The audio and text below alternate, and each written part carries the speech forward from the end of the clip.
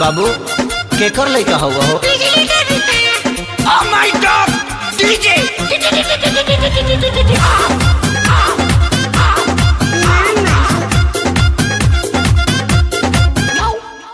जहिया से आइल न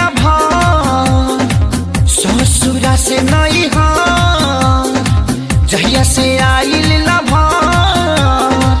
ससुरा से नहीं ओकर छौड़ा रातो दिन हमरा घरे रहता।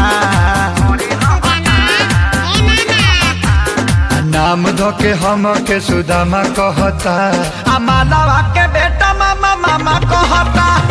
नाम धोके हम के सुदामा कहता, आ मालवा के बेटा मामा मामा कहता।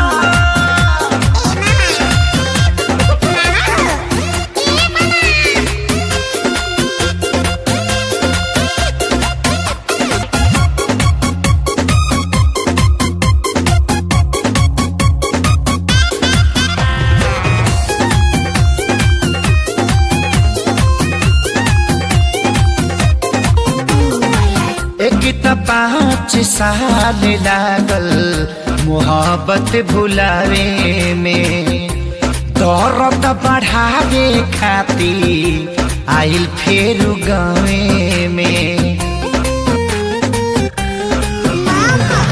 एक त 5 साल लागल मोहब्बत भुलावे में, दर्द बढ़ावे खातिर आइल फेर गावे में। मन करे खाली जहां हमरा पर टूटल बा कहर, अपना माई के उ सोना हमके तामा कहता।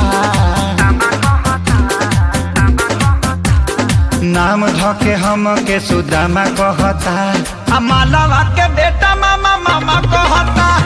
नाम धके हम के सुदामा कहता, आ मालवा के बेटा रे मारे झपड़ में हाथ देला भाग धरी माई।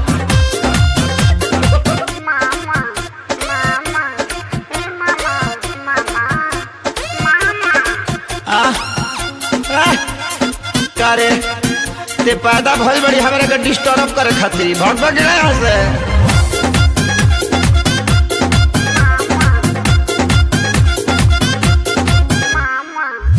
मारेला ते हतिया ताना होई न बारदास जी, पूरा इज्जत के हमारा भइल सत्यानाश जी। मारेला ते हतिया ताना होई न बारदास जी, पूरा इज्जत में भाई हो गइल बास जी। कैसे मिलाई हम न रहिले रातो दिन घर, खेसरिया के फाटल पाए जामा कहता। नाम धोके हम के सुदामा कहता, आ मालवा के बेटा मामा मामा कहता। नाम धके हम के सुदामा कहता, आ मालवा के बेटा मामा मामा कहता। जाए बेटा तनी सा गलती हो गई न तो पापा कहतीस।